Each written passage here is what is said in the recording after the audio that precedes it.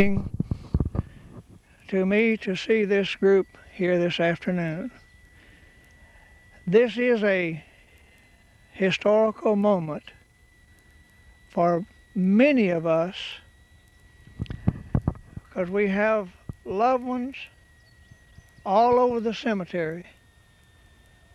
I can walk through there and walk by someone's grave that I knew, and I can stand and feel and remember words that were said to me when I was a boy growing up. It is really good to see all of you here this afternoon.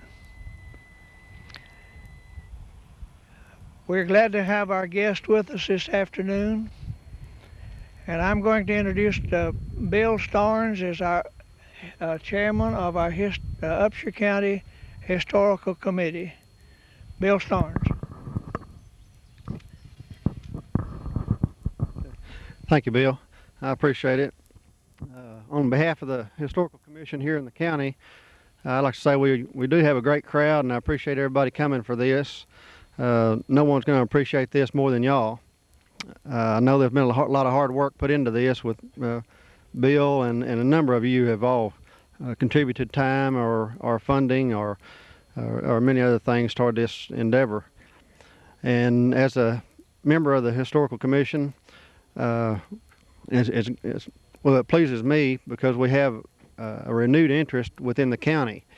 This marker, and there's 2 or 3 others that are in the works, and we finished off a couple of 2 or 3 last year that it showed that there is that renewed interest. We also are excited about this, and we're also very happy that we have a representative down in Austin that it not only comes right out of this county and has been instrumental in helping us with some of these markers and things like that down in Austin, because he has the connections, and we don't have connections, we don't have time, and we don't have funding, so it's up to him and to Bill and a number of y'all to do these things. But Dr. Bob Glaze is our state representative who has those powers, and I'd like to introduce him now. Bill, you may have to hold that mic because I've got some notes here. Okay, I'll do it. I'll sure do it. Thank you very much, Bill. I've related before I speak it every once in a while at a community that decides to put together the information and the history on one of these markers, and oftentimes I have a different experience at each one. I believe this is the first time that I've used a fence for a podium. But that's just fine. The fence is clean. Somebody's cared enough to get out and get the weeds and grass taken care of. And I can remember one of my earliest pleasant experiences was graveyard workings with my grandfather over in Smith County. He carried me along because I could step and fetch pretty good. I wasn't that particularly good a hoe hand at that time, but I learned to be. And I was always happy to go because I knew I was going to get rewarded with a RC Cola when it was over. So I appreciated very much learning the history of these things. And I'm always happy to participate because I like the study of history, particularly the history of East Texas. And I don't think you'll find anything more fascinating, anything more real to life, anything more honorable than the way that East Texas was put together. And we're here this afternoon to commemorate a page in history and set up a marker that will be here henceforth and forevermore. I like to think and reflect a little bit about just what brought this about, and beginning of 150 years ago or whatever, when this was a fairly wild community, and there was a group of people over in Georgia and Alabama and areas in the old states, my grandfather used to say, who decided to move. And I reflect back, and nowhere in history has it really recorded as to just why those people would pick up and move to Upshur County in East Texas. Now, we're not talking about a period of time whenever there was religious oppression or particularly a famine or anything, except that these people had been hearing stories out of Texas for some time. They'd heard about the battle between Texas and Mexico and the exploits of James Bowie and Sam Houston and Davy Crockett, fall of the Alamo and the Battle of San Jacinto, And these were just stories to the people that we're talking about that came here and set up this community. They were hearing this second and third hand over in the other states. So they got together, and can you imagine just what it took to put a group of people, sometimes 15 to 25 wagons together, and get them all organized and headed a long way from Georgia over into East Texas to set up a completely new life in a new community. Well, that takes a little bit of organization, and I just like to reflect on the leadership and the quality of people that could do that. Anyway, those were your forefathers. Those were the kind of people that came here. They had to be a strong people. They had to be an intelligent people, and a people willing to challenge the future and make changes. So that was the kind of folks that we have, whose spirits are here with us today. So as you walk through this cemetery today, you can't help but draw back in history as it reveals and reflects the pioneer heritage of Lafayette, Upshur County, which was established in 1846. That was the same year that Texas became the 28th state in the Union. And records indicate that families from Chatham County, Georgia, were settling in the town of Lafayette by 1851. By 1860, Pleasant Grove Cemetery had been established. At that time, James Buchanan was President of the United States. Sam Houston was governor of Texas. This was for the second time. Emory Raines represented Upshur County in the Senate. David Culberson and William Harrison were state representatives representing the citizens of Upshur County, the same job that I hold today. Texas was under its fifth flag at that time, and it was beginning to get close to the time whenever it would change flags again, because secession was very near. And I mentioned Sam Houston being governor at that time, and this is where we're talking about the time of 1860. And as I said, this is close to the time of secession, whenever the South and the Confederate War the war between the North and South and the Confederacy was formed. Well, these people had come here from over in Georgia, and of course their allegiance was to the South. And if you remember your history, you remember about that time that Sam Houston did not get to complete that term as governor, because this was at the time that Texas was asked to secede and become a part of the Confederate States. And old Sam never agreed on that, and he never did until his dying day secede from the United States as a person. So they displaced him as the governor and took in someone else. But this was all going on at the time this community was being born. And many of the people, the able-bodied young men of this community, fathers, sons, and brothers, went into that war and spent time and maybe the rest of their life there, because some from this community were killed in that war. Then the land for this cemetery and the church were deeded to the trustees of the Methodist Episcopal Church South Pittsburgh Circuit, Jefferson District, in 1870. That was after the war. Pleasant Grove Cemetery, this cemetery existed prior to the official deeding of the land, because the oldest marked grave is that of 1-year-old Thomas J. Harrison on March 5th, 1860. His father, Abram Harrison, was buried in this cemetery 5 years later. 486 marked graves in this cemetery. Native stone mark 84 graves with ineligible names and dates. Many of the old graves are marked with native iron ore, which was mined here in the 1890s. Land for additional burial space was sold to the trustees in 1948. Cemetery contains almost 3 acres of land today and is maintained by the Pleasant Grove Cemetery Association, which was organized in 1973 by Perry Davis, Lacey Davis, Carson Bates, and Jay Huggins. The original church deeded with the land in 1870 was built as soon as the settlers built their homes. In later years, the old church building was used for funeral. A new church building has been constructed in the city of Lafayette. The arbor was built for the funerals after the old church was torn down in 1917.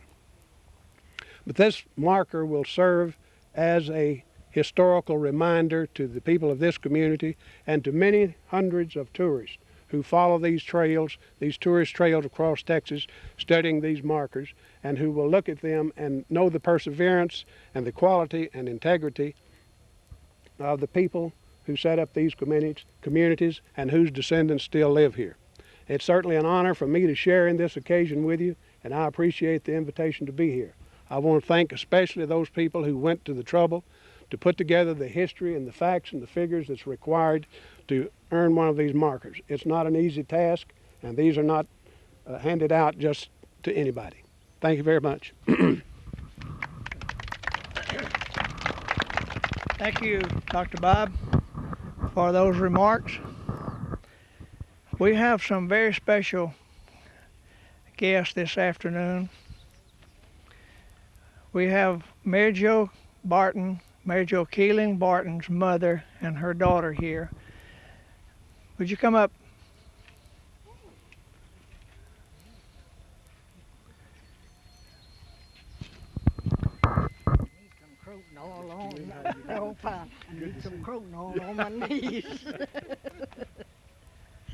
Mary Jo was a very special person to me. I take no credit whatsoever for this marker. This marker was first mentioned, as far as I know, by Perry Davis. Perry worked on it with Francis for a while. Then Perry got sick. He asked for help through somebody. So Mary Jo Barton, being a historian, she began to work on it, and she compiled what Dr. Bob has in the hand. We're very grateful to her for the work that she did. Then I got involved by being chairman of the Pleasant Grove Cemetery Association.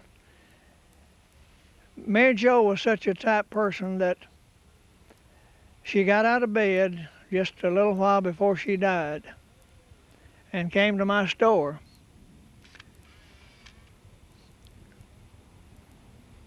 She brought with her the information that Dr. Bob shared with you and handed it to me and said, "You go to Bill Starnes and he'll work with you."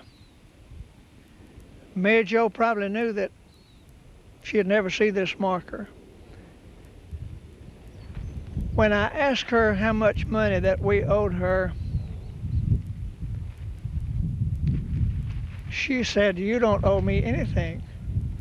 I said, "Well, I know you had time and gasoline and, probably $8 worth of gasoline." Now, this is the truth. As she said, about $8 worth of gasoline. That was the type of person that Mary Jo was.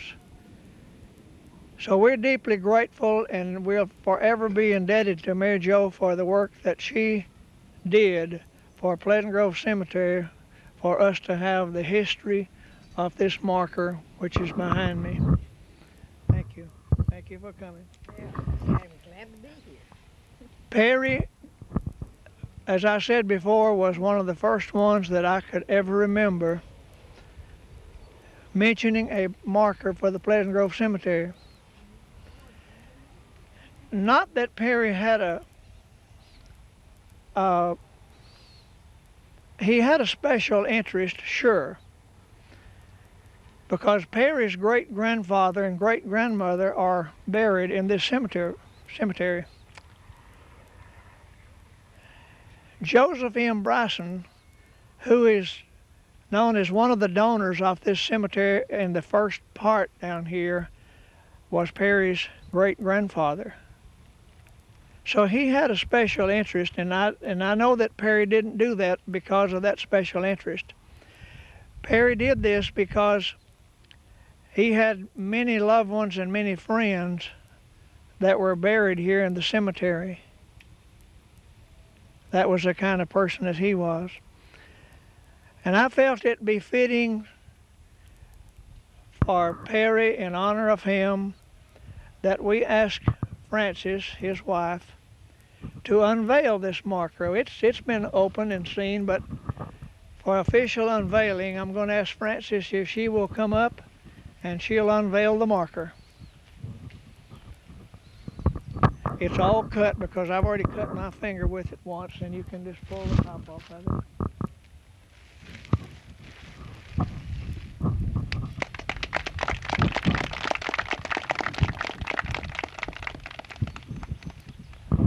If you haven't had an opportunity to see the inscription on this, please take time. If you can't see it from there, walk up to it where you can see it. It's really sturdy, and it's a marker, as Dr. Bob said, will be here for many, many years, we hope. In honor of all of these in the cemetery behind us, we can say thank you for our heritage and what it means for us as individuals to place this monument here in the cemetery with them. Thank you for coming. Read it. Pleasant Grove Cemetery.